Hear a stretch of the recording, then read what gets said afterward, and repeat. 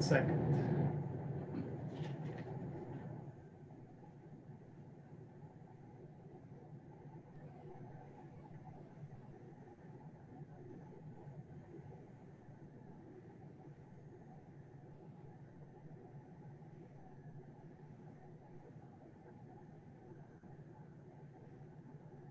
Sorry, I need to get the agenda.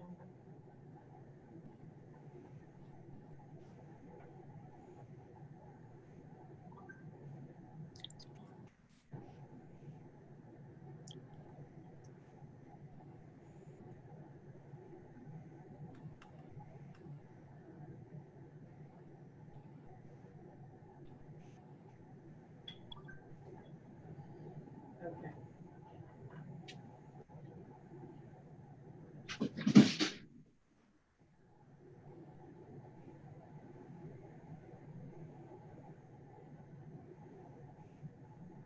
Are we ready?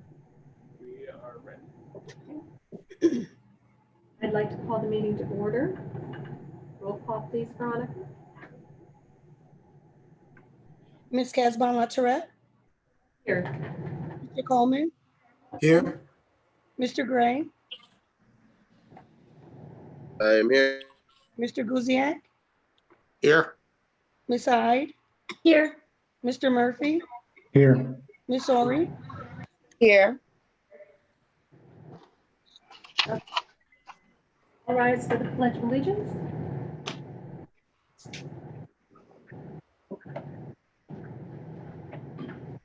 I pledge allegiance to the flag of the United States of America and to the republic for which it stands, one nation, under God, indivisible, with liberty and justice for all. I did not see any public comments. Have there been any late coming, Denise? No, I haven't seen any. All right. I have no addition of information and discussion items. So on to item 6, the first reading of board policies. Policy committee, is there anything you'd like to point out about these? There's nothing I have to add at this time. Anybody else? This is the first reading of these policies, so this is our first official posting, and we can then approve them if there's no objections at our next board meeting.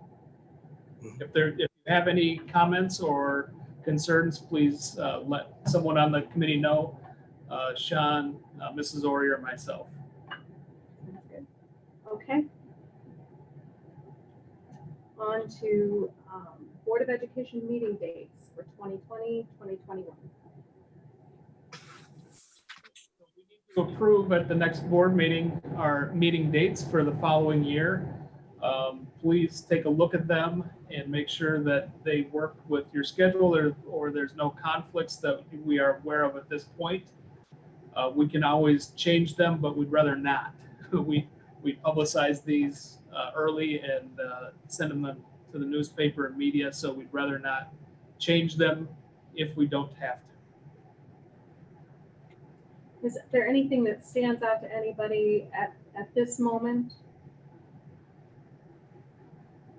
Any of the dates? No, it looks good to me. Okay. Listen, just a question. Is there any consideration onto meeting in person for the meeting starting in July? The governor and the Illinois State Board of Education have extended the suspension of the Open Meetings Act. However, we do have equipment that would allow all the board members to safely socially distance and be here in person.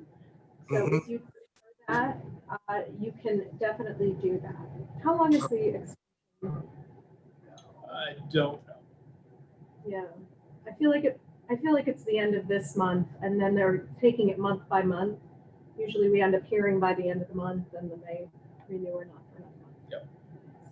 Okay. Tonight is actually, it's a good question, Sean, thanks. Tonight's actually kind of a trial run with the technology, with trying it with a small group, just two of us in the room to see if it works? Carissa, the extension is until June 27th. That sounds about right. Right. So currently, we're limited to 10 people in a space. So 7 board members plus the superintendent, that's 8, plus board secretary, that's 9. It limits comment or any other participation by administration. So we probably give people the option at this point, but that's something we can talk about for sure. Be great. Notice everyone that we have added a committee of the whole meeting in July. We usually don't have a committee of the whole meeting in July. We usually just have a regular meeting, but there is just so much to talk about these days that we want to make sure we have created enough time to do that. Are there any further questions or comments about the draft of the calendar? One note might be that we will likely put the location as Milburn Elementary School until we're back to normal, so to speak, because everything is housed right now at the elementary. Yeah, that's a great point. You can't really. We can't. This is where we're having them for a little while. Good. So we're on to the semi-annual review of closed session minutes. Everyone does not have their packets yet, but they're here. Voila. I think you all, it's not your first rodeo on these.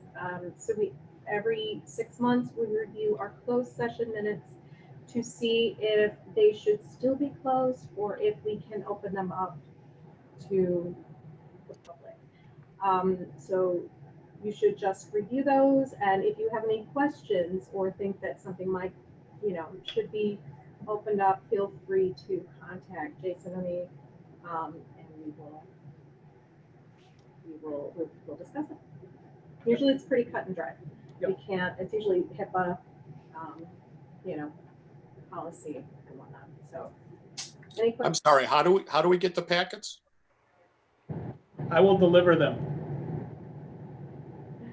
Oh, great. Come after 5, will you? Yep. Okay, Anytime. You can expect them tomorrow, I believe, at some point. okay. Around Miller time would be good. And then when do we need to have them back? By the 22nd at our next meeting. So after we vote on them, we collect them to make sure we get them back, and then we shred them. Okay. So look at them before the 22nd. And then if you want to be in here in person, you can turn them in person. If not, you just drop them by the office. On to, anybody have further questions about that? Okay, now we're on to Lake County Educational Service Professional Development Cooperative Membership. Jason? Each year we are members, it's through the Regional Office of Education, members of this co-op, and we have access then to professional development from curriculum coordinators. We've worked with ELA and math in the past, Jenny Winters and Shay McCorkle, and so we have access to their services. So we suggest that we get this, and we also get a refund where we get some of the money back in the end anyway. So my recommendation is to join this co-op and pay, I think it's, is it 2,500? I'm not sure.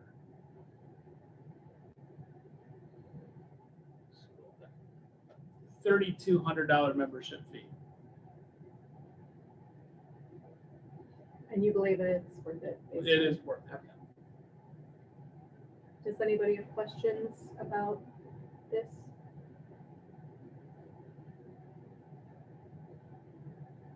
I'm not hearing anything, so I'm thinking we can move on. If you have any questions that come up in the meantime, just direct those to Jason because I don't know about that. I don't know I don't know any of the details about that. That's his lane. On to the middle school social studies curriculum. Jason. Okay, I'm going to present in just a second here some slides on the middle school social studies pilot and update everyone on how the pilot went. We piloted in 6th and 7th grade the National Geographic Social Studies program after investigating several programs at the beginning of the year last year. And then with COVID hitting and school shutting down, we haven't had a lot of time to get together as a social studies committee, but we have been communicating. And the 6th and 7th grade teachers have been using this with the kids, and they are very happy with it. So that's a good sign. I'm just going to share my screen here.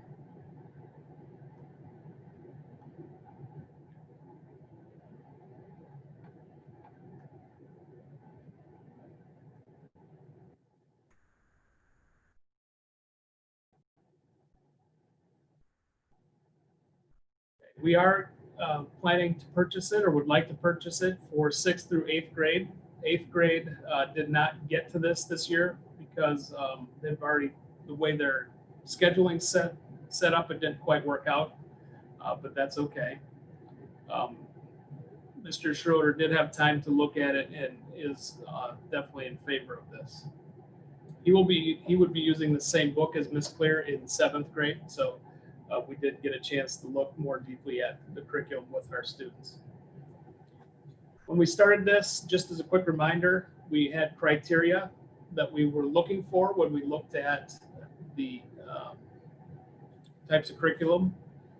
We want them aligned to state standards, engaging materials for students. We want it organized and made simple for students and teacher usage, adequate tech and teaching support after the purchase, organized format, online copies of classroom books, continuous updates, correlating sources, and non-biased sources.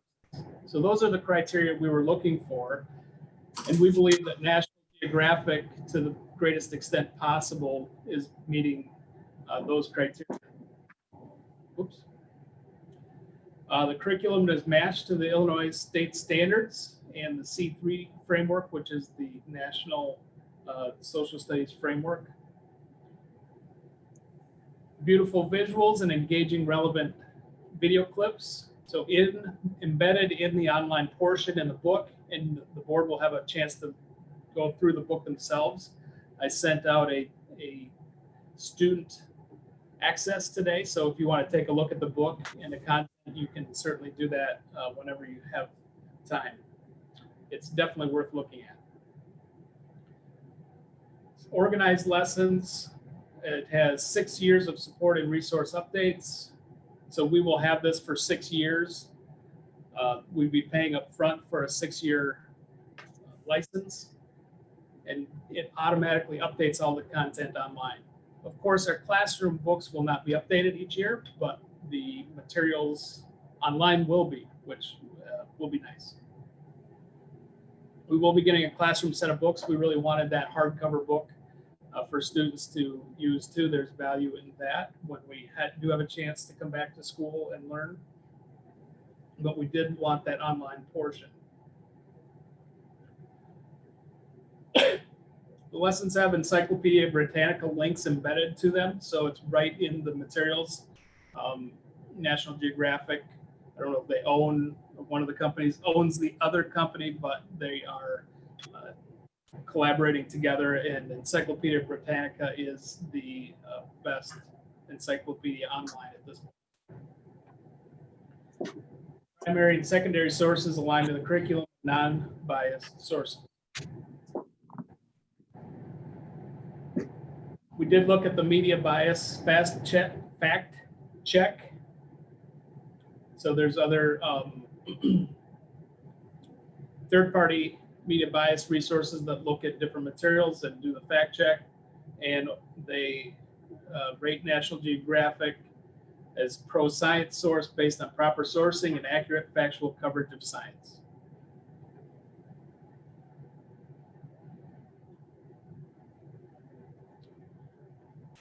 We chose to pilot two different series. One in sixth grade is our world history course. There's a lot to cover, of course, in world history and ancient civilizations, or in this case, they call it great civilizations throughout the world. So there's a lot to cover there.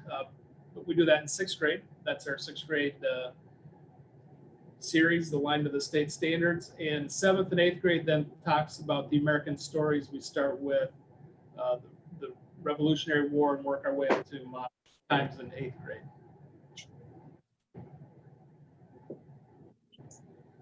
These are a couple of short videos that you can watch. We won't do that tonight, but you have access to this, and it also has access to a sample of the book, of each of these books.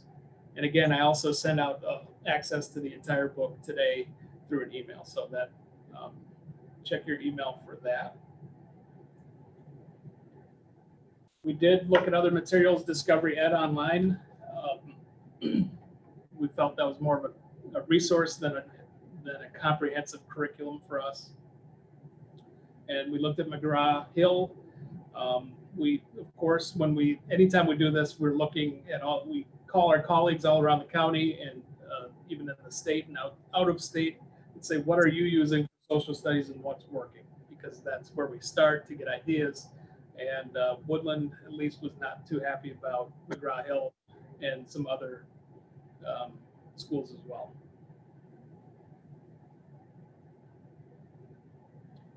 Features that students like. So we asked the students what they thought about this after they're using it. They liked that it was online. They could listen to the readings. So the book will talk to us when there's a feature in there that'll read the book to you. So that's great for accessibility for people that might have a harder time reading. And English is a second language. We pick up auditory language much faster than we do visual. So that would be a great resource for more kids to get access to the content. It's easy to navigate, well organized, videos embedded, and they can get definitions by clicking on the word instead of, maybe this is good or bad, I don't know. But instead of going back to the glossary, which I probably didn't do enough as a child, all they have to do is click on the word and it gives them the definition of that word. So that's a really neat resource. They liked the online, but also liked the paper books as well. That was before we were out of school. Here's some direct quotes listed, and I won't read through all of them. We can take a look at those at another time. But they love the pictures. They love the format. It's very colorful and exciting and engaging for kids. That was sixth grade. This is seventh grade. They like to read aloud. They like the resources, variety, differentiation. Seventh grade is in a different format. They're in a more, the book is designed a little bit better actually than sixth grade. Sixth grade is still great, but seventh grade is even more accessible, and they differentiate. The teachers can choose the learning or the reading level of the kids. Same content, but the reading level can be adjusted depending on where kids are at. So they can still understand and learn the content at their level, which is great.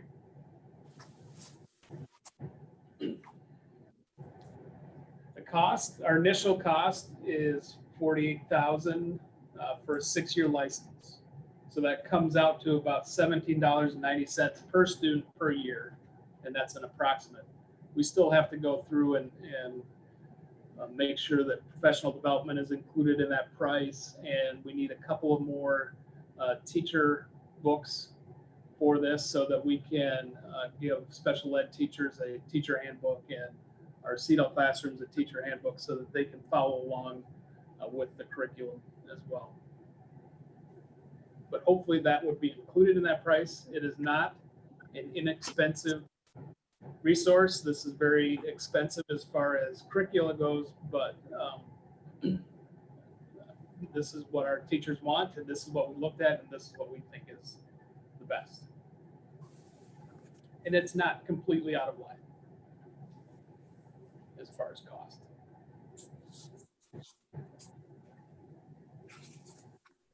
questions? Yeah, Jason, I do. I have a question, Jason. Yeah. Can you hear me okay?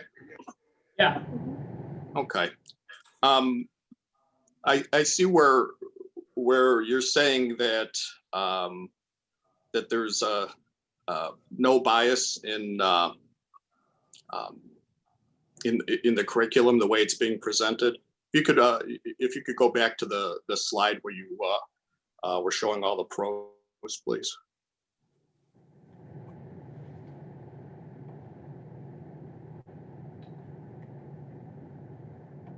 this one? One more, please.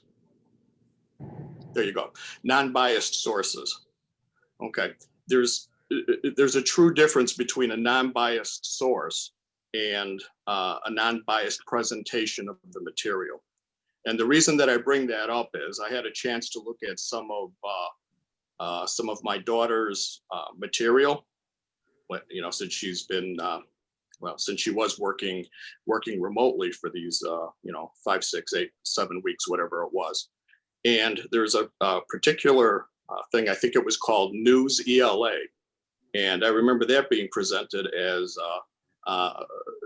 containing non-biased sources. But when I looked at the material, the way it was presented was very biased, and I think that should be a concern especially for the parents.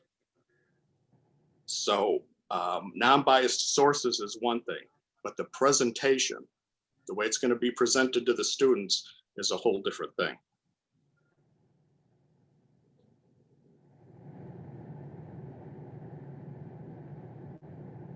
Yeah, I've never seen any material that's completely free of bias. Okay, then let me say blatant bias. And actually, I did bring one. I did bring your attention to one. This was a few years ago with some material that was has probably been replaced by now. But we did have a discussion about that. And to be honest with you, that's the way this ended up being with at least this one article with News ELA. And I was really rather surprised by that. So I think there's probably should be some concern here that we're actually teaching critical thinking as opposed to things that are at least bordering on looking at things through a certain lens. So to be clear, what you're talking about is something that you looked at 2 years ago. No. It wasn't national. No, this was News ELA from, I don't know, a few weeks ago. But when Jason had mentioned that he didn't see anything that was really biased, there was one example from a couple years ago, yes. So News ELA, though, that's not the National Geographic that we're talking about. Correct. I understand, but I'm trying to show the difference between non-biased sources and then the way that the material is presented. It's one thing to claim non-biased sources. It's another to say that it's going to be presented in a non-biased manner. If you're not on, if you could please give your mic so that we don't get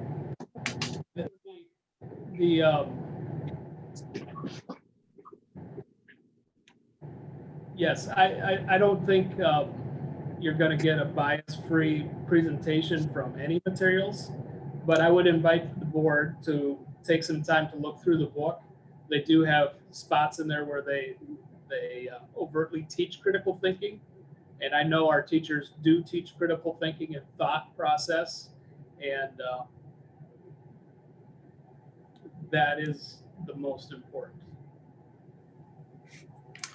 Right, but there is no guarantee that the teachers are going to do that. That they're going to take that and this is a discussion that perhaps should be offline, Jason, but maybe from that standpoint, this a part of this can wait. What I'm trying to say here is that since it's been determined that the board cannot have any direct oversight to the material, and therefore the parents can't have any oversight to the actual material, that we're taking people's words for that it's going to be non-biased and and presented in a non-biased manner. And that's pretty thin. Yeah, So, I'm not, yeah, that's not the case, because he's giving us a link so we can read the whole book if we want. And we can raise concerns about this particular book. Okay, so those links are for the total material. Yes. the link I sent out today in a separate email is for the student book. That's what they see. Whole book. The links in this particular presentation are the samples, so it just gives a brief overview. But the link I sent to the board earlier today in an email is the whole book. Okay, and that was today. Okay, And parents can look at that book too. good. Okay, all right, thank you. Yep. Does anybody have any questions or comments? Just a question, kind of along the same lines as what Jim was asking, not so much into the content of the book itself, but who is the third-party resource that assessed the materials for bias?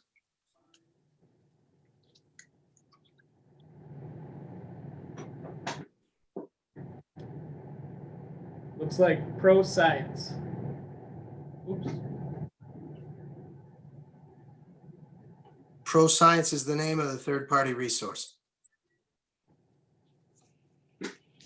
That's what I see here, but I can ask the teachers where Okay. they got it. Thank you. Yep. So if you click on, I can send everybody the presentation. If you click on that link, it'll take you right to this Pro Science. And then you can look at the detailed reports and who supports it, the organization. Thank you. Yep.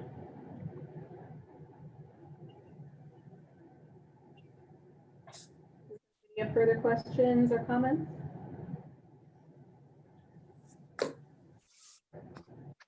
I just want to say thank you for making the whole book available to us.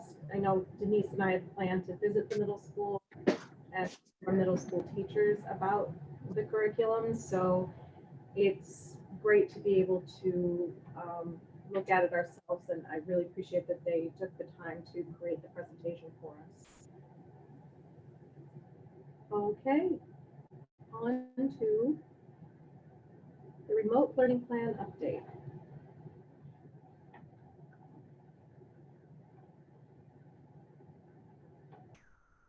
Okay. So I'm just going to give a very brief update on the remote learning plan. We are working on the remote learning plan for next school year and what that might look like. We know that it's going to be more robust based on what we're hearing as far as rumors from the state of Illinois and their expectations for remote learning next year. We will no longer be in a crisis, emergency. We might be in a crisis, but we're not going to be in an emergency aspect of our remote learning. We will have the summer to plan and to train, provide training for teachers and to put more thought into what worked and what did not in our first experience this year. So whereas this year we only had a few days to put things together and to try, and we did that and had varied success with different attempts. Next year we'll have more time to build a more robust plan. So we have a committee working on that. I believe there's 30 plus teachers that are currently working on that in various aspects. And my hope is that they're sharing with each other what worked and what didn't for each of the groups and the different teams. And from what I've seen so far, we have great conversations. Our third meeting is tomorrow afternoon. So we will let people know about that plan as it gets closer to the fall. I anticipate that next year we're going to use a remote learning environment at some point and in some way, no matter what. I'd like we just come back and resume school as normal, but I'm not sure that that will be the case. So I think we need to plan for remote learning and what that's going to look like for our students. Couple questions, Jason. 1 minute. I heard that we might be in phase 4 by the end of this month. What would be the difference between phase 3 and phase 4 as far as in-person learning? The difference between phase 3 and 4 is that we can open school under phase 4. We are not allowed to open school under phase 3, although they said we're getting conflicting information from the state of Illinois, because they said originally that phase 3 you couldn't have kids at school. And now we're in phase 3 and they're saying that you can have summer school under very strict guidelines, 9 children and 1 adult in a classroom. Everybody has to wear masks and have cleaning protocol in lots of schools. So, good question. I don't know what the difference will be between 3 and 4 when it comes to August. From what I've seen from the documents that I looked at, Yeah. what I've gathered is that it's just I think the whole class would be able to be in the room, Not in phase provided that they were, because it's 50 and below. 4. Gatherings of 50 and Yes, below. okay. But there would have to be enough space to socially distance them, so I'm not sure how that would work. Right. So Yeah. it could be the difference between having 9 kids and a teacher and having 15 kids and a teacher. But that would be a big difference. That's a huge difference. Yeah. Because with a class size, for example, in 5th grade next year of 28 or 27, in order to have 9 kids in a class, they could come to school every 3rd day with the teacher, versus if we had 14 kids in a class, they could come every other day. It's a big difference. Any other questions? Yes, a couple. From the feedback that you were able to get, Jason, from the parents, it seems as if there's going to be a certain number that are unwilling to send their kids back until perhaps there's a vaccine or something. Correct. Okay, so that would probably, well, it would certainly play into the remote learning thing. Correct. The first question is do you have a feel for what number of students may fall into that category? The percentage that reported they already knew they weren't going to send their kids back was 7%. Another 27% on top of that said they weren't sure, and it would depend on the environment at the time and how safely they felt in the fall, and what our remote learning and in-person learning looked like. So my gut is that at least 20% of kids would not come back in the fall. Yeah, that's significant. That's 1 section per grade level. Okay. You had mentioned that there's a committee or someone's coming up with an evaluation plan for the technology. I guess you said 30 teachers, give or take? For the remote learning, yes. For remote learning, okay. Okay, one of the things that I'd noticed, and I've heard this from parents in the neighborhood, and it seems like when the kids are remote learning, that the iPads are ending up being, in a lot of instances, more of a deterrent to learning. And the kids are being handcuffed, so to speak, because they can't use other technology that would make their jobs easier. So it seems like iPads have their place inside the school, and perhaps for doing some homework assignments. But when you're actually trying to do remote learning, there seems to be a disconnect. Things that were estimated to take, 30 minutes, 90 minutes, something along those lines, ended up being a little bit more cumbersome because of iPads. For instance, not having a mouse, not being able to plug into a larger terminal or a larger screen. And I know my daughter experienced it, and the neighbors that I talked to, it was like, yeah, this could be better. So to that end, and perhaps there should be a discussion as to how some of these applications and some of the learning material can be ported over to other platforms. I think that's the long story short.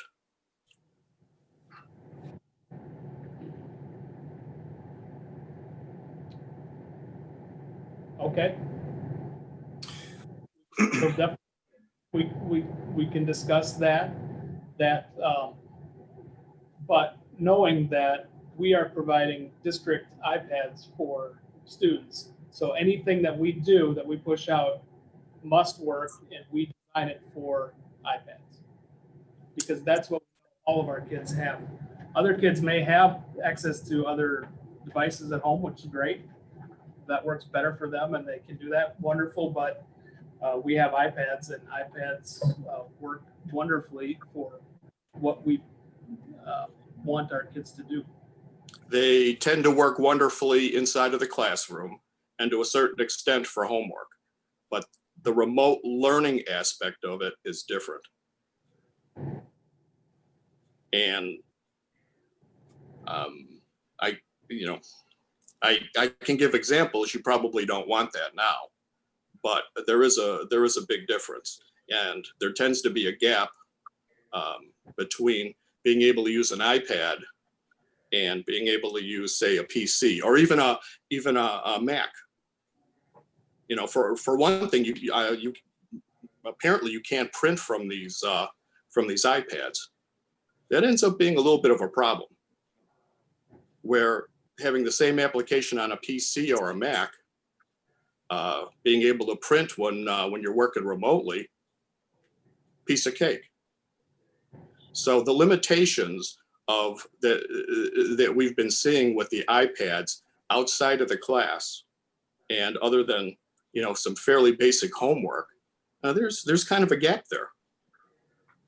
And instead of saying, well, the kids are going to have to live with it, it would be better to say, okay, we're going to try to have the kids that can use the tools that are available to them. I would argue differently, Jim. I'm sure you would. I can also see the limits that our other two children have by not having iPads and having a Chromebook. So there's limits. There's no perfect machine out there that does everything. Not looking for perfection. Nope. We have chosen as a district to use an iPad because of some of the things that it can do that other devices cannot do. And as far as the creativity and the learning experiences with an iPad, we find that it is a better machine for learning. Okay, So but the circumstances have changed, and No. and they made right, because remote learning is different than being in a classroom and using the iPad to augment augment the learning, and then to come home and do some homework. That's different than saying, well, the one thing is how, again, just simple printing. I mean, you can't do that. There's no mouse with these things. Here, just for example. Here, I don't know if you can see that or not. Okay, there. That's a setup. If you're going to be learning something, that's the way to do it. And believe me, Jillian is not the only student in our district that would have access to technology like that. She's learning how to code on a setup like that. That's how she's learning to code. She comes back to this iPad to do learning. I'm not talking about homework. I'm not talking about classroom work. I'm talking about having to learn sitting at the dining room table or in her room. Tim, it's been quite a while. I understand that. I don't know that we've heard that comment from a lot of people. So is that in the thought exchange, was that in a dominating point? I think we have the machines we have. We're not about to go and buy new machines. So I think we work with the technology that we have. And one of the reasons we can't print and we can't do those things from the iPad is because we want the iPad to have the firewall so that inappropriate content not get into the kids' iPads. Isn't that, is that the case? I don't. Okay. So I think maybe, does anybody else have concerns about this? Anybody else on the board? Otherwise, maybe this is something you could talk to Jim offline about. Sure. I would like to follow up with some clarity on moving from phase 3 to phase 4. One of the key differences is under phase 3, you can have gatherings of up to 10 people in an area. Phase 4, you can have gatherings of up to 50 in a particular area. And schools and child care facilities can reopen, and that's under the guidance of the Illinois Department of Public Health. Correct. So Yeah. it really allows for some opportunity to reopen, as long as we're in compliance with the Illinois Department of Public Health. Right, that's the key, and thank you for clarifying that.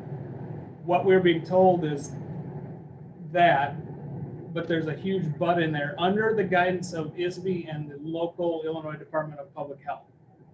So what we have heard is that, yes, 50, and that doesn't mean 50 per building, because that would be silly. Right. 50 space, so that would eliminate the cafeteria and the playground, for example, or the gym.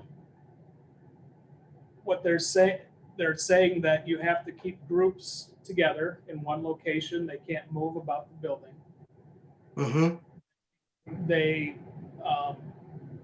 are unclear, but they're talking about having reduced numbers of children in the classroom and possibly 6 feet apart, even under those phase 4 guidelines. That's what, I don't know what. So, yeah, so that's ISB's guidance, but for the state, the guidance they provided is that what dictates schools and classrooms reopening is the Illinois Department of Public Health, Correct. not ISB. Correct. So both of those would come into play. Both of them we're getting feedback. Right. Because if you look at the CDC guidelines, they're even more restrictive. Yeah. That's what's scary. I was reading a law firm's thoughts on the matter, and they said that even if we're going from phase 3 to phase 4, in which schools can totally reopen, the same rules exist for social distancing and hygiene, and that would make it challenging to have all, 22, 20 kids in a classroom. So it's a matter of how we could figure that out. And then we'd have that good 20% of kids who would want to remote learn. And as Jason said, that's about one section per grade. So maybe Yeah. that's the requirement, right? Look at one section per grade, potentially working remotely. I think what will be important is to assess the threshold. If we get down to 2 students per grade, whose parents say we don't want them coming back until there's a vaccine, which may never, there may never be a cure. It may not be a vaccine. At what point are we going to work to accommodate them?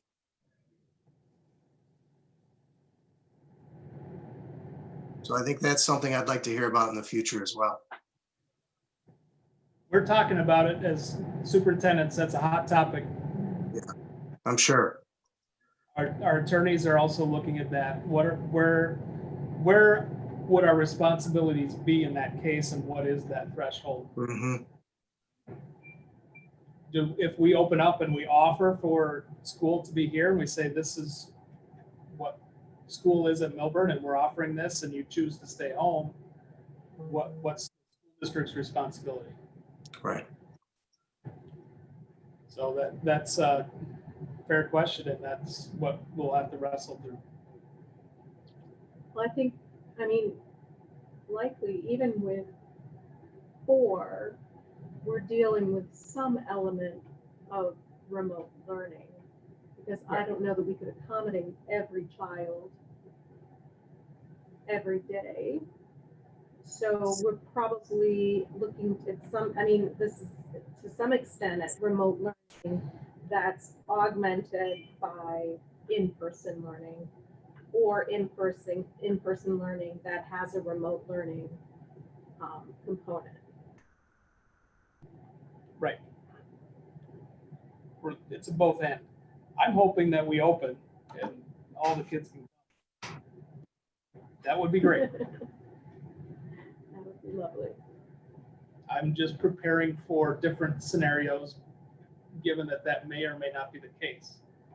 Personally, the political winds seem to be dictating some of these thoughts and feelings about what's okay and what's not.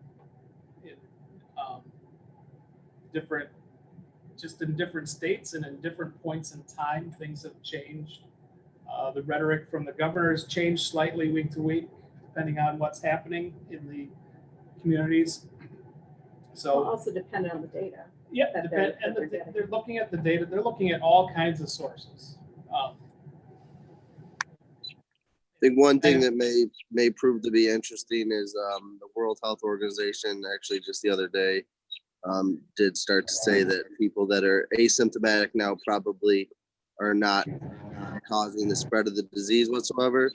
In which case, doing a touchless temperature scan could, I think, alleviate a lot of the concerns, like in the entrance for the staff and students every day, at least until things change a little bit. Yep.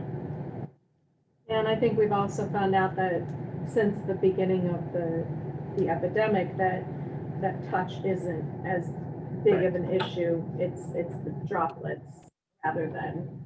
And that was, that's what a lot of the conversation was, is, it's be overly cautious. I'm not saying we're out of the woods or anything, but it's definitely starting to peel back some layers and seeing some of the things that people were, concerned about, or maybe weren't such a big concern after all. But you don't want to rush to be overzealous and think that we are completely over everything.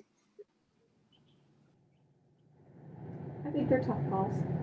for Yeah, everyone. I don't. They're tough calls. I'm glad I don't have to make the calls as far as what's allowable and what to do, because I think there's damage being done, significant damage being done mental health wise for our children, keeping them at home and locked up and with our families.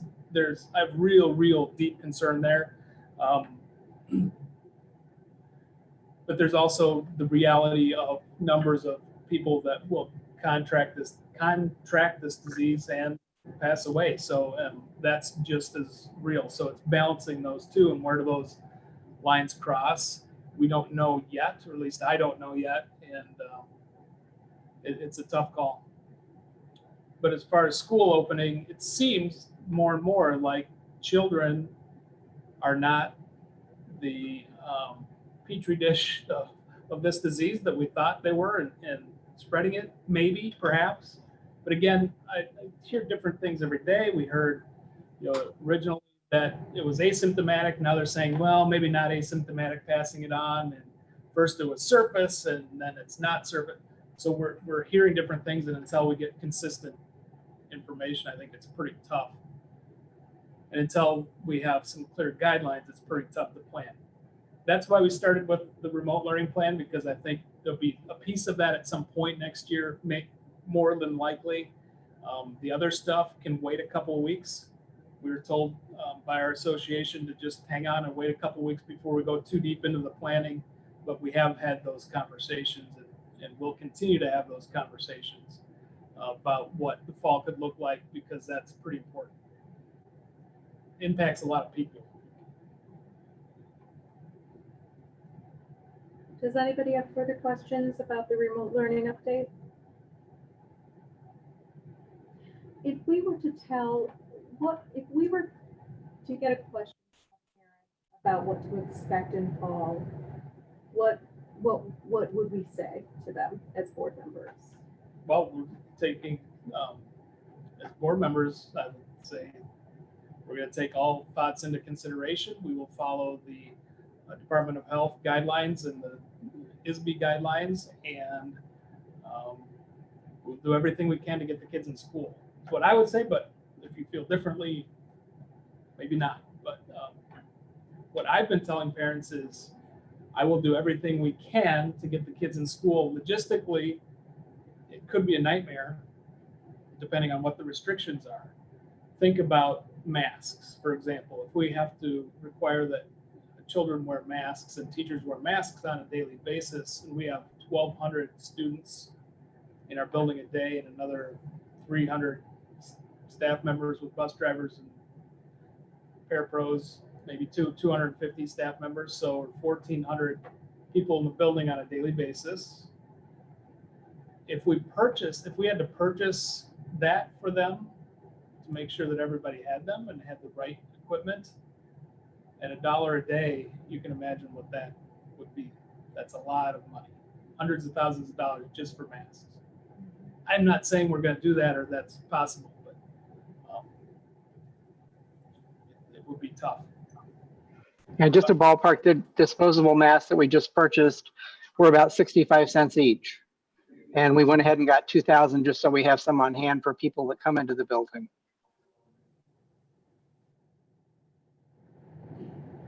I think one thing that was a little bit of a silver lining was that when the ISBE came out with its recommendations, was it Tuesday?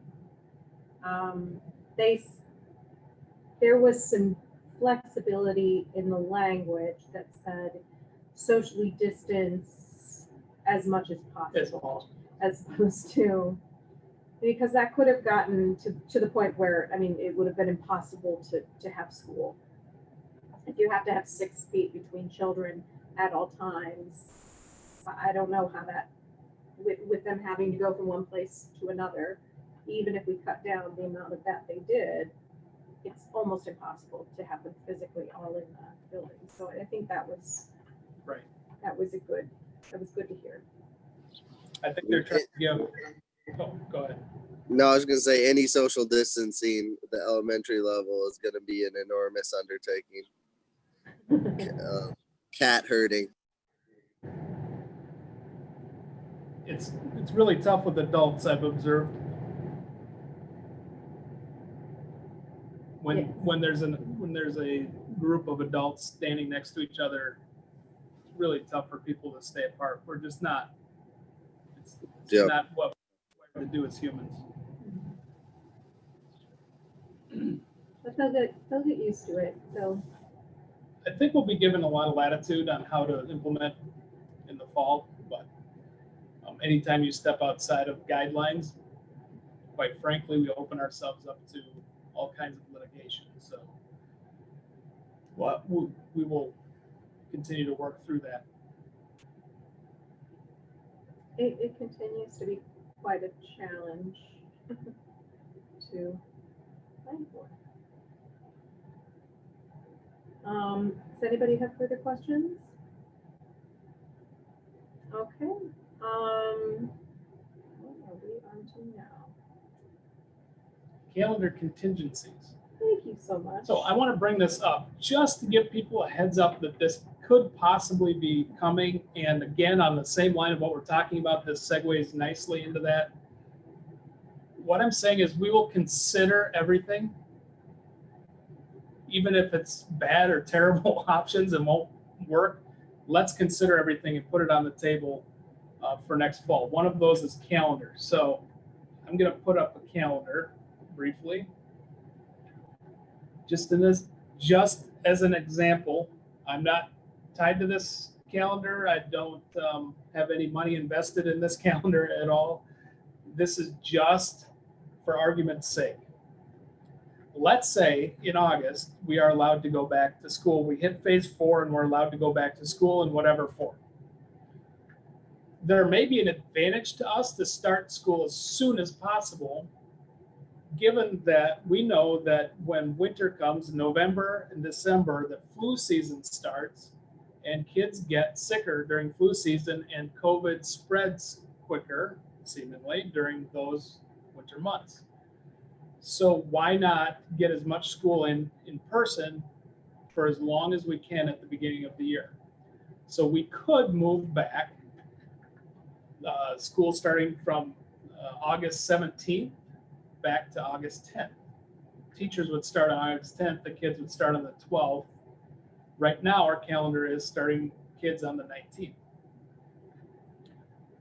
Then we could go full weeks of school, so we have a 5-day rhythm, whatever that's going to look like. We go for 4 weeks, and then we take a full week off on Labor Day week, take that full week off. Maybe we do some more teacher PD. We're going to have opportunities for that during that week. We could do deeper cleaning. Could be just a total break for teachers. However those days are going to count, we can figure that out. But we close off learning to give ourselves a little bit of a reset, see how things are going, and then continue on. So we have a full week break. Then we go again for 1, 2, 3, 4 weeks before we have another week break. Then we could go another 1, 2, 3, 4, 5 weeks. These November 4th and 5th are slated for parent-teacher conferences. Don't know how that's going to work, but we could do that. Go 5 weeks, then we have the week of Thanksgiving off. Then we go another 3 weeks, and we have a 2-week break for winter break. Then we come back in January, go 2 weeks, and then a week off. Then go another 3 weeks and have a week off. So we have more breaks in the winter when the flu season is likely to be more rampant. Then we have 4 weeks, and then spring break and so on. April, we have 4 weeks and then a week off. May, 4 weeks and then a week off. And then we finish up on June 23rd. Again, I'm not saying that this is desirable or it's great. It's just an idea. Another idea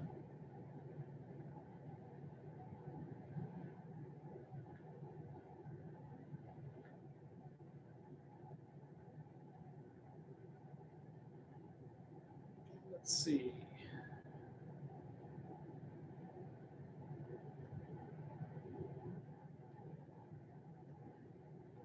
Another idea might be to push us past Labor Day.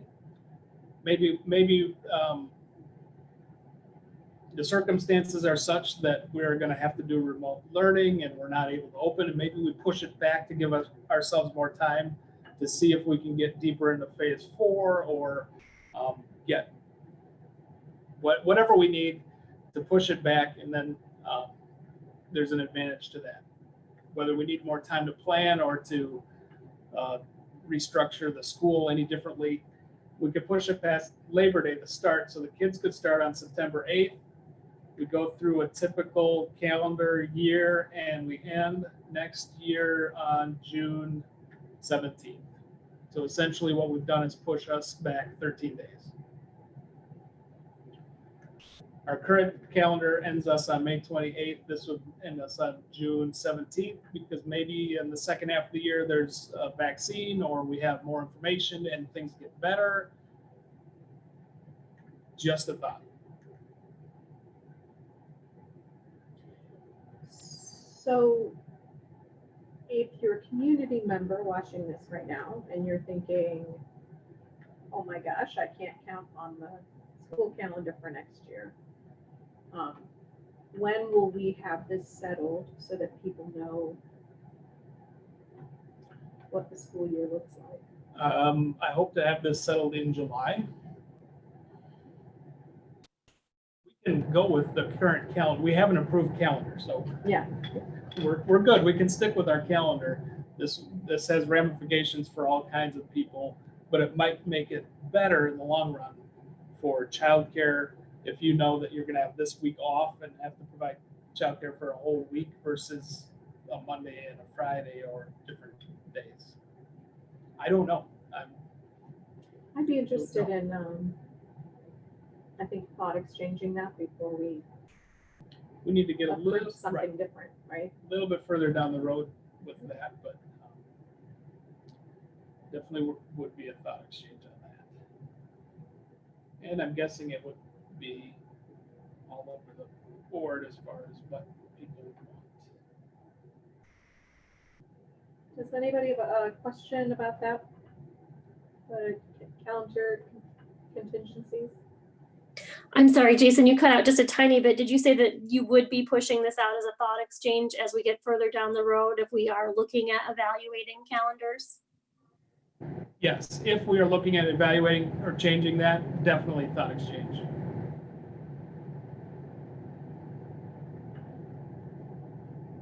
Does anybody have anything further? Sorry, I can't see you all because I'm on this I'm on this camera and I'm not on Zoom. So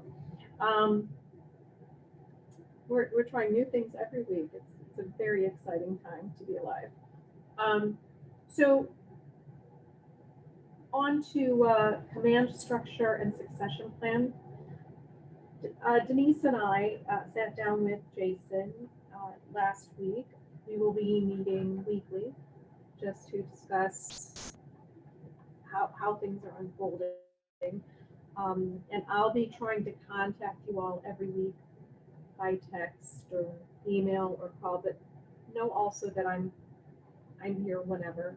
But one of the things that came up was this: do you have a succession plan?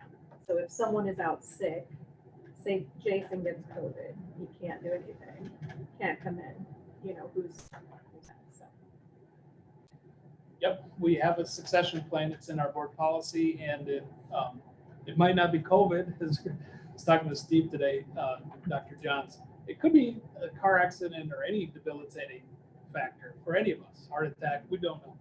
So hopefully that doesn't happen to anyone, but we do have a plan in place. So the order is myself, and then Dr. Johns, and then Elizabeth Keefe, and then it is Jake Jorgensen, Ben Walshire, Adam Rollins, and Carrie Gedville. Just seniority order is how that works. So there is a succession plan. Does anybody have questions about that?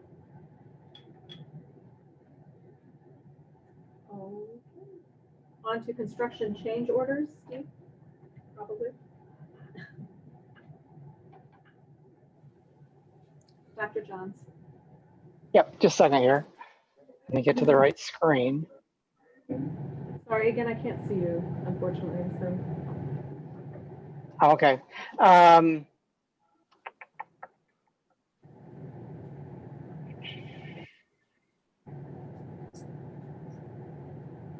Give me just a second. I got to pull up my report.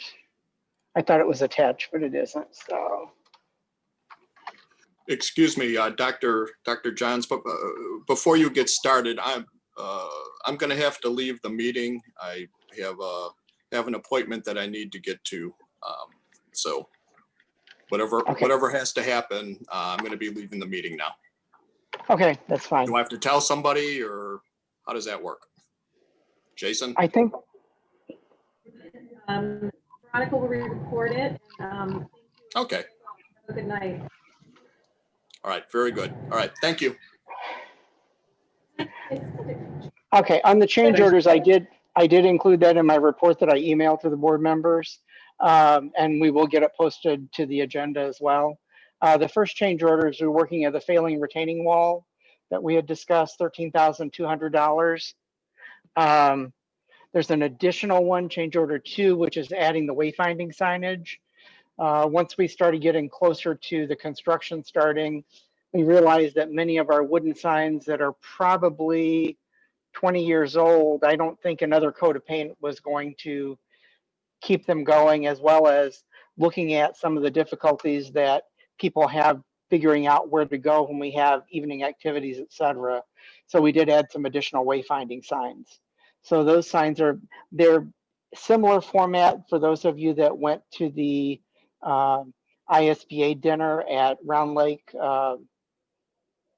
High School, similar to what they had there. They're just on posts. The main signs that do most of the initial wayfinding will be a little bit larger signs with 2 square posts. The remainder of the signs, I believe, just have 1 post, but that cost was $4,204. We did, while we were doing construction, and I don't have the exact change order amount at this point, but there was one section where we had all the problems with the water drainage previously, that when they did their excavation, and in my report, I have pictures of all this. Even with trying to pump the water out, et cetera, there was so much groundwater that they weren't able to get it where there was a firm enough surface to pour the concrete. So we had to remove a large portion of that soil and then install a geogrid, which is a plastic grid structure, and then 56 cubic yards of CA1 stone was put on top, and then some dirt put on top of that, and then you were ready to pour the concrete. So that cost was about $8,500. Let's see, I think I had one more item in there. Okay, and then there is some additional seal coating. For whatever reason, when we did the project the last time, the initial documents didn't include the entire area. So we're looking, and I'll have updated numbers next week, but about 10,700, give or take a little, for that additional seal coating and striping.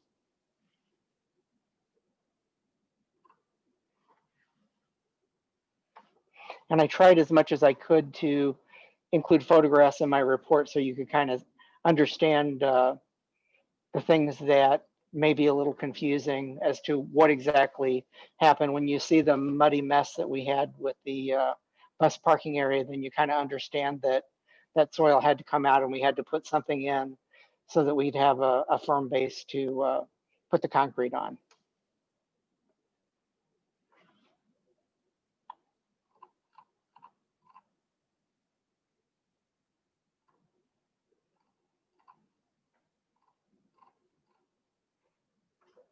Questions about that? No, thank you for putting those pictures in. It was really nice to see the difference. I kind of enjoyed looking at the pictures because you can see what it was like at the beginning and in the middle, and then, you know, what the finished product looks like. Yes, the written report was so thorough. I so appreciate that. Okay, then we're on to participation in EdRed school advocacy. Jason? Okay, my board notes, I included the EdRed request for renewal for our advocacy group. So I don't know if there's anybody has any questions about that. I believe the cost was around $2,500 to participate in that again.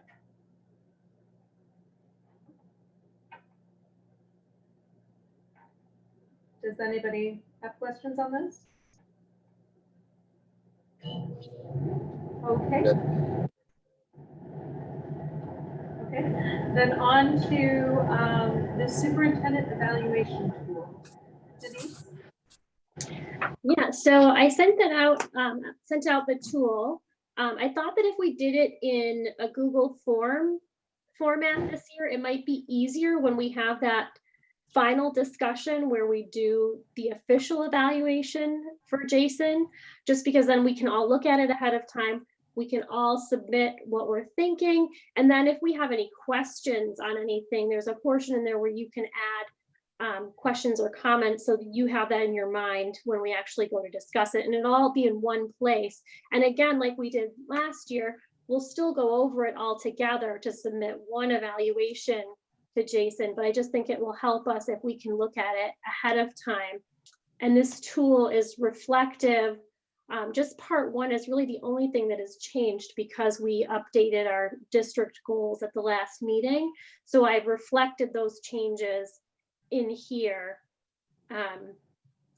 So I did one note that Jim had that I think is that might be a good idea, but it might be something that's helpful for people, is he suggested maybe taking out, if you notice in section 1 or in the first part of it, when I do when I listed the goals, I aligned what priority it went to and kind of spelled the priority out. And Jim thought maybe it would be better to just say that it aligns with, for instance, priority 1 and remove what that priority is. So I mean, I'm good with taking that language out, or if someone thinks it might be helpful to not have to kind of flip back and forth to remember what those priorities are.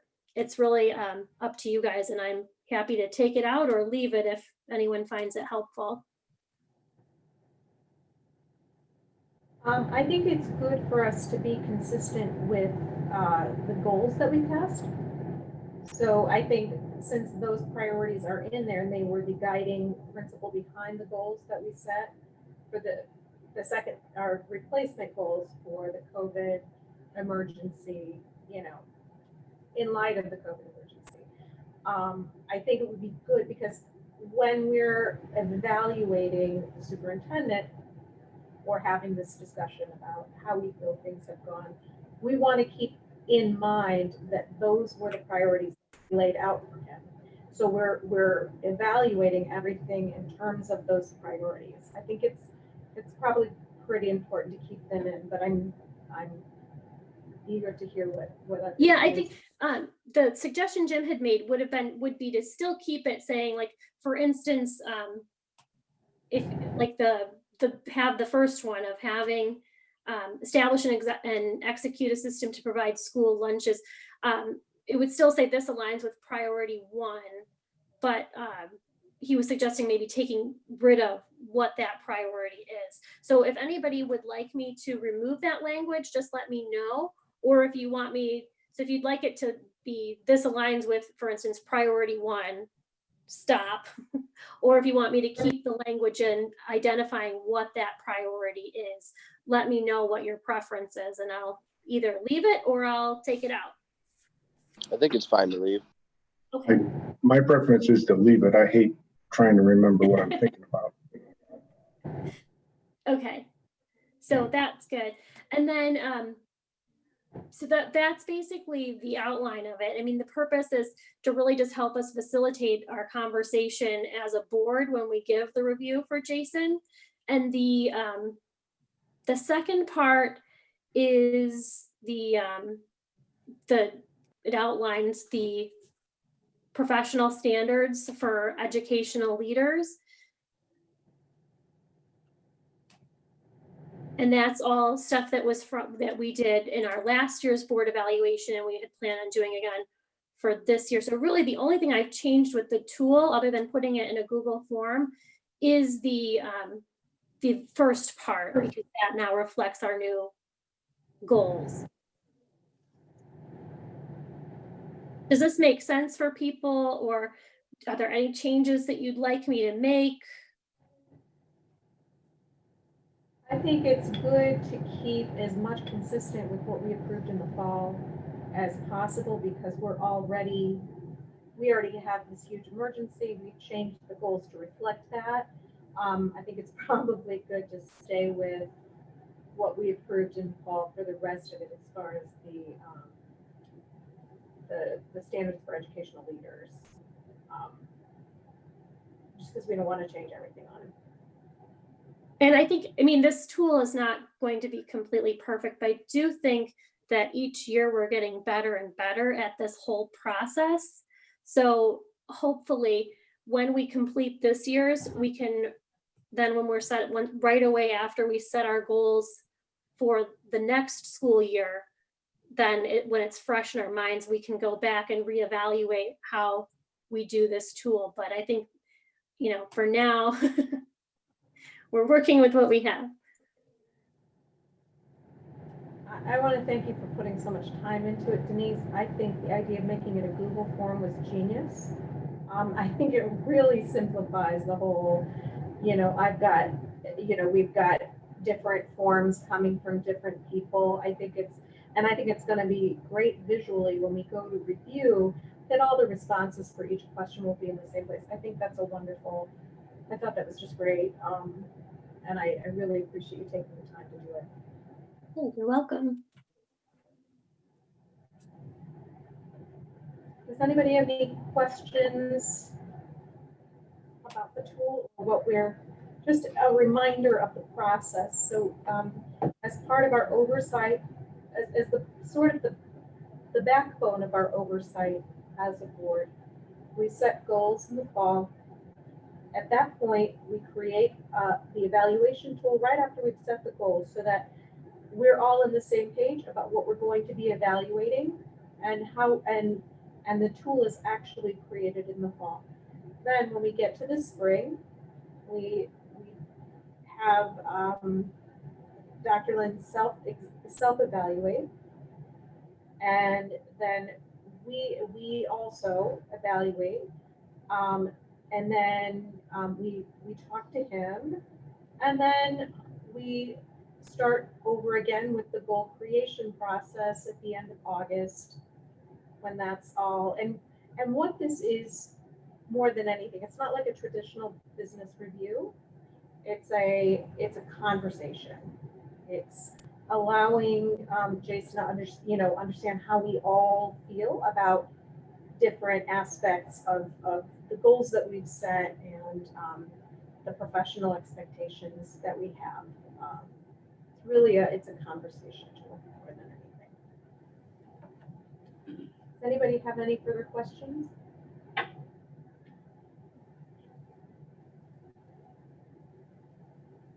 Okay. On to the return to learn plan. So we kind of jumped ahead and talked about the return to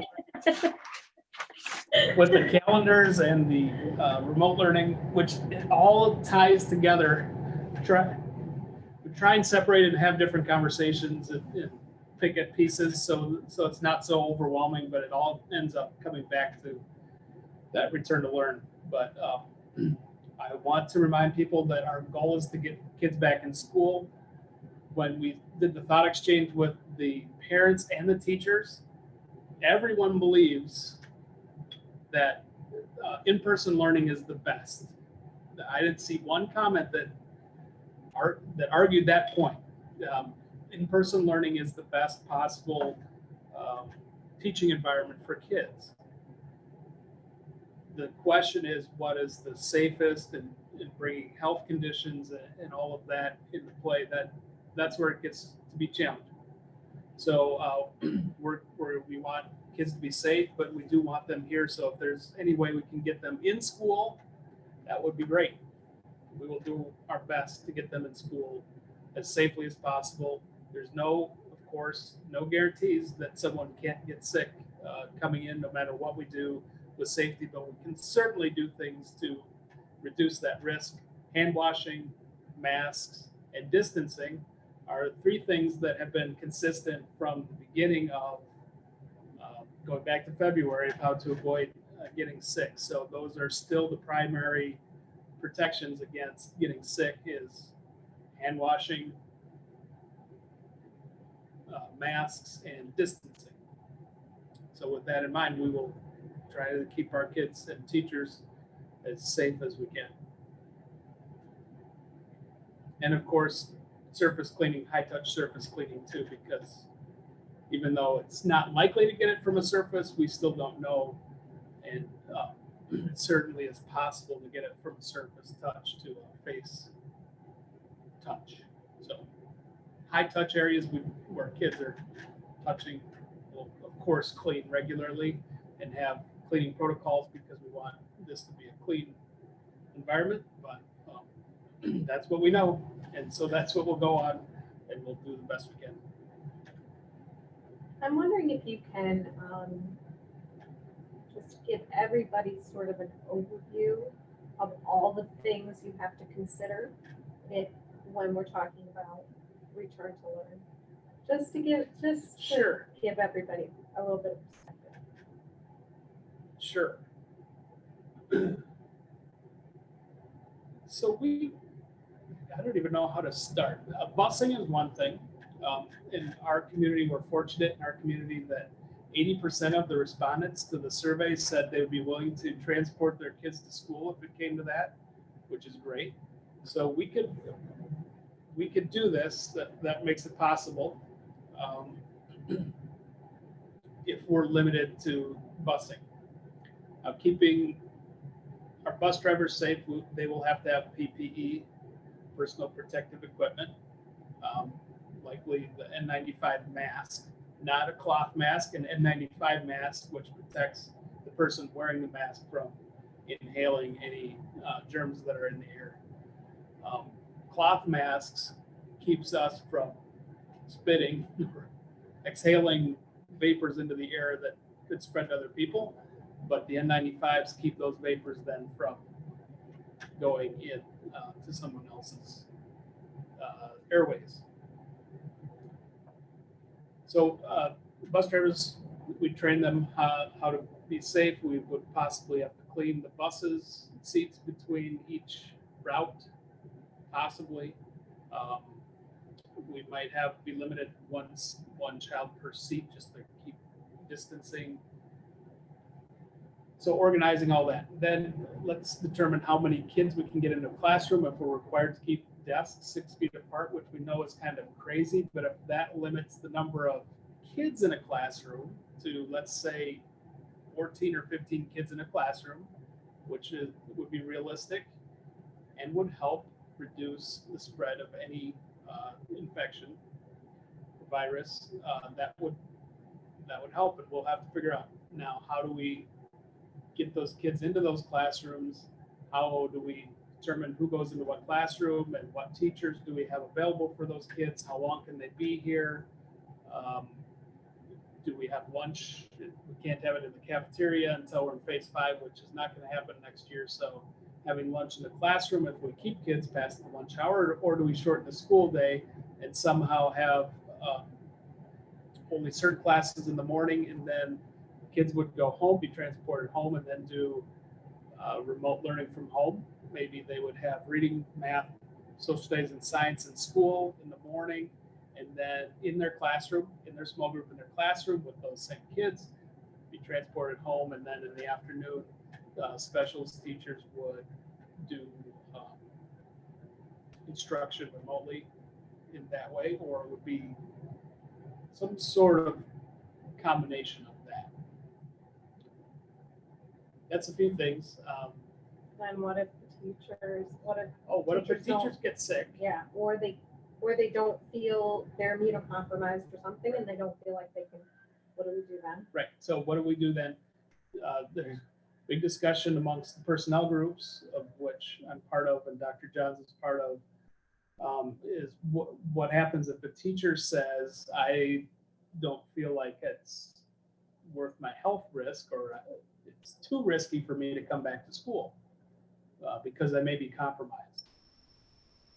What do we do? So we would have to determine, and of course, this is a discussion with our legal counsel as well. Do we offer a leave of absence for a year? Can they use sick days during that time that they've accumulated? Or is it a unpaid leave of absence? What does that look like? Is it FMLA? Does it qualify for FMLA? Does it qualify for some other different leave? So there's just all kinds of different aspects to this. Substitute teachers, how would we train substitute teachers on the technology needed? How does that work? How do we do drop-offs at the front. If we have 80% of our kids being dropped off at the elementary school, how are we going to organize that? We'd probably do staggered shifts. So we couldn't have all the kids coming through the doors at the same time. We also have purchased thermometers, infrared thermometers to take kids' temperature as they come in the building. How many of those would we need? We purchased 12, but I don't know if that would be enough, depending on how fast the kids are coming in and how many kids are coming in each day. Cleaning protocols. How do we let the kids go to the bathroom? The bathroom would be a common area. Do we have to clean the bathrooms between each use? Do we have to clean the bathrooms every hour? What is the protocol for bathroom cleaning? Hand washing, of course, we would be encouraging and monitoring hand washing to make kids every hour perhaps take a break, and now we're going to wash our hands for 20 seconds. Sounds like we have some HVAC issues. So there's tons of considerations. It gets very complicated when you talk about splitting up classrooms. Then, how, from a teacher's perspective, if you've got 28 kids in a class and you have 14 kids one day and another 14 the next, is it the same teacher who's providing instruction then for those kids when they're home and remotely, or is it a different set of different teacher that's providing all the remote? How do you keep pace with the curriculum that way? It's just all kinds of different scenarios and details. It gets very complex when we're talking about these hybrid models of just, kids will be fine. Just put them in a classroom of just 12 kids. That's cool. They're not going to social distance. Kids have a hard time wearing masks. Teachers have a hard time wearing masks. There's just so many details to think about. It's not that we won't work them out. I kind of wanted to give people an idea of all the intricacies. Yeah. Well, there's checklists that are pages long. And then we get new information every once in a while on new guidelines from the state, because, and I think it's, because conditions are always changing. Right. We're always finding out more. There's research that's coming in. So I think, it's hard. It's hard, but I strongly believe we need to get whatever way we can get kids into school on any amount of time as much as possible. And I know that some kids won't be able to, but will be able to or choose not to. That's okay. I want to respect that too. But the kids really need to get out of the house. Learning is a social construct. We know this. I was in a training today for my Administrator Academy course that talked about trauma-informed care, and again, they re-emphasized it's all about relationship and reading people and reading cues and understanding and building connections. And that's you can do a little bit of that on Zoom, but it's not the same as in a classroom. Our teachers will tell you this, our kids will tell you this, our parents will tell you this. Everybody knows how difficult building a relationship and a connection is over Zoom. It's just not the same. And so anything we can do for any length of time to get kids in, we will certainly do anything that we can. Thank you. Yep. That's our plan. Does anybody have questions at this point? I'll give you one more second for time delay. Okay, on to future agenda items. Press policy updates. Review the return to school plan for the fall of 2020. Review of board self-governance goals and draft of revised goals for 2019-2020. Review of board agreements. Review and revise if necessary the board agenda calendar that is in the BOE drive. It's an important oversight tool. Superintendent review, board of self-evaluation with ISB, and I think we had the addition of diverse staff. So Veronica, if you wouldn't mind noting that as an added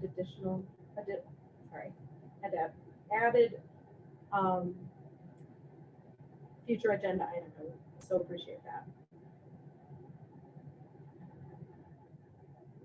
Does anybody have anything else they'd like to add for future agenda items?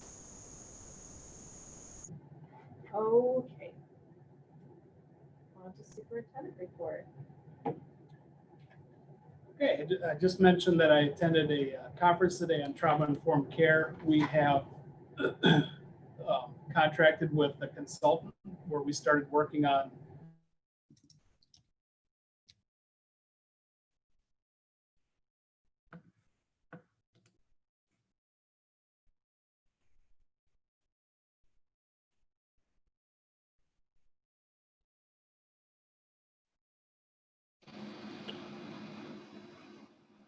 I think we lost audio. Yeah, lost your audio, Jason. Or it might have just froze.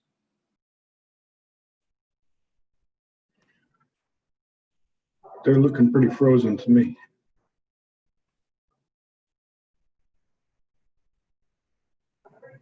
Yep.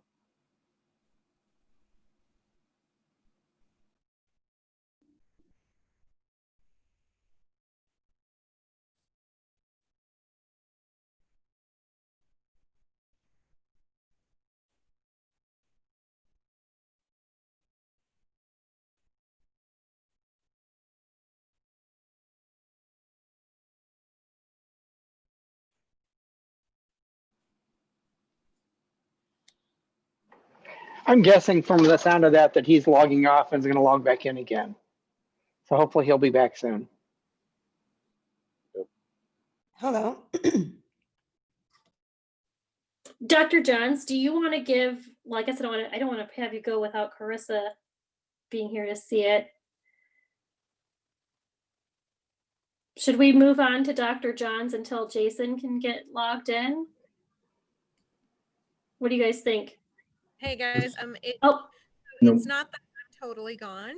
It's that we lost. So the camera, the center of the room camera, I don't remember what it's called, but it was connected through Jason's laptop, and his laptop just died. oh, So that's the way that goes sometimes, and that's what we got. I think it's, I should actually just text him to come back because we're still rolling via Zoom, right? and on YouTube, it looks like. We're on YouTube still. Yep. Hi everyone. Technical difficulties. So actually, but you need to consult notes, is what you're saying. Oh, okay. Oh, that's right. Okay. But we can hear you through. You're done? Was that it? Okay. This is all kinds of fun, this your setup. Good business office report, Steve. Okay, on the Apple lease, we've submitted all the paper or most of the paperwork for the lease with the exception of the certificate of insurance, which I've discovered today that they have received that. And then once you approve the minutes tonight, then we'll be able to send those to them. And I believe that's all they need for that lease. Budget amendment, I'll be recommending adoption of a budget amendment, the budget amendment at the next meeting. We have had the budget document on public display, and I have noticed that maybe 3 copies have been taken by people who have come into the building because we did put in the advertisement that they'd be available in both the main lobby foyer at Milburn Elementary, as well as, I believe it's entrance, it's either 4 or D by the East Gym. So we have had a couple copies that people have picked up. I will be doing a final review prior to that last meeting to see what changes have occurred as far as revenues and expenses, and making some last minute adjustments that then I'll communicate with the board prior to the meeting. But basically we have the 22nd as the budget hearing and budget adoption. And then that'll be filed with the county, which I'll have to find out how I'm going to do that remotely, because I'm assuming they're not available or open yet, but they may be by the end of June. And just, I had some information in my report about some of the COVID-19 supplies that we've already purchased. We have been able to find a disinfectant spray that has and it's called a dwell time of a minute versus the 5 to 10 minutes that most of our current products take, which means that once you spray it on the surface, then it only has to remain there for a minute before it kills like 99.9 whatever percent of the items that it's designed to kill. So we do have some of that on order. As Jason mentioned, we purchased a dozen infrared thermometers. We did purchase 2,000 disposable masks because we got notice from OSHA that all staff and visitors to the building, we have to provide masks if they don't have them. We do have some additional hand sanitizer on order. We did just purchase some face shields, which we got a tremendous bargain on them at Sam's Club. I think we got 4 for $4.98, and I got 17 packages. But looking at some of our speech therapists that need to work with students one-on-one, the students are going to need to see their mouth and what they're doing as far as how to make some of these sounds. And the students will also have to do that. So we have face shields that could be used by both the students and the staff. And then we're also looking at some plexiglass barriers for the main office areas, as well as some of the speech therapists, et cetera, that have to get close and work one-on-one with students. Psychologists will be doing some psychological testing, possibly later this summer, et cetera. And then the only other portion I had in my report was the update on the paving, which we've kind of reviewed already.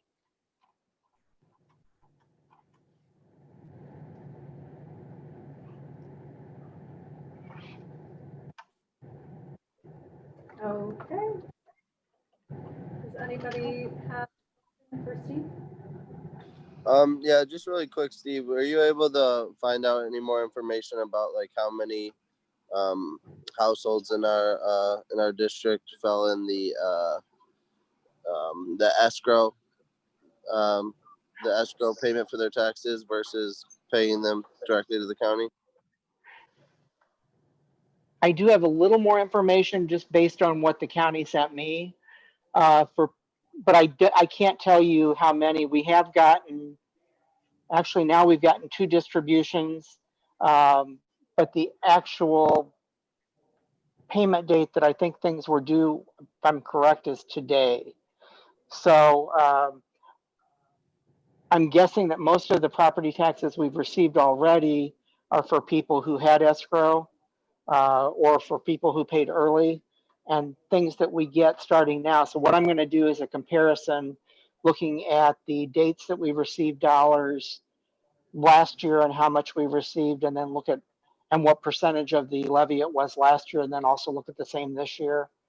And I'll probably have something for you at the next meeting that will give you an idea of what kind of revenue that we've seen. It won't be real accurate till we probably get toward the end of June, beginning of July. But the people who are doing the payment plan, the first payment is due on the 8th, but the next payment's not due till August 7th.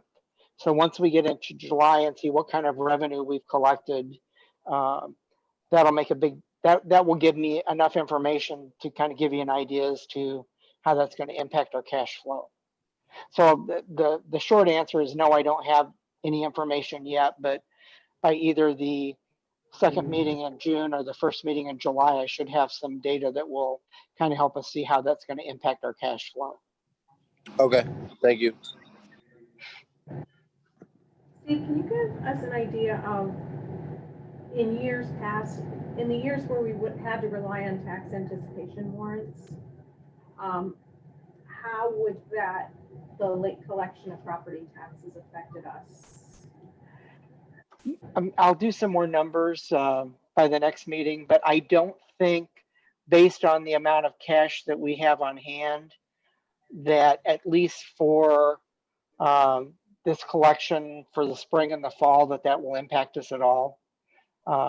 Where it may impact us is once we get to the spring 2021 collection, if they're still doing something where there's a delayed payment, because of the fact that if we're experiencing delays in receiving state payments. But, you know, with the dollars that we have in the bank now, which I believe is in the neighborhood of 5 to 6 million, we should be able to get through till we finish getting our fall collection. What about in previous years when we didn't have secure financial footing? We ran out of money about October or November. Oh, really? Yeah. I think maybe November may have been the earliest that I ever had to do tax anticipation warrants.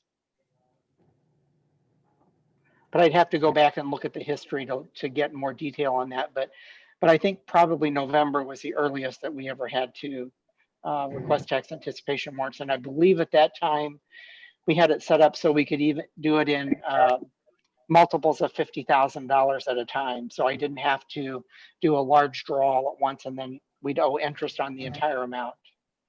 But hopefully we don't end up there. We won't end up there. I don't anticipate ending up there. At the earliest, it would be, you know, next May or June. But a lot of that will depend on what kind of, you know, if they're how delayed the payments are from the state. You know, if all of a sudden we're not getting our normal twice a month payments from the state for our what used to be general state aid, now that's the EBF funds, then we could have to start talking about tax anticipation warrants, you know, much sooner. Okay. Good. Okay, does anybody have further questions for Steve?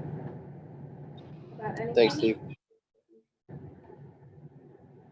Thank you, Dr. Johns. Any board reports?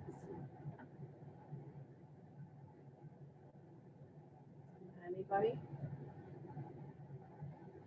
So, as I said, we will be meeting with Jason once a week, and I'm always available by phone, and I try to reach out now and again. I went to the Black Lives Matter and the student, the WTHS student demonstration yesterday, and the YWCA demonstration yesterday, and it was beautiful. It was moving. I learned so much actually from the kids who spoke. I guess you're not kids now; they're young adults. But they were, the perspective was incredible and valuable and helpful. So I was happy to be able to listen to it. Does anybody else have anything? Okay, then there being no further business, I'd like to move that we, Closed session. yeah, but I'm not to read. It would be, Veronica, do you have the Hold on, I will find it. board reason? Yes, I emailed it to Carissa. I emailed it a few minutes ago. Terrific. Look at you.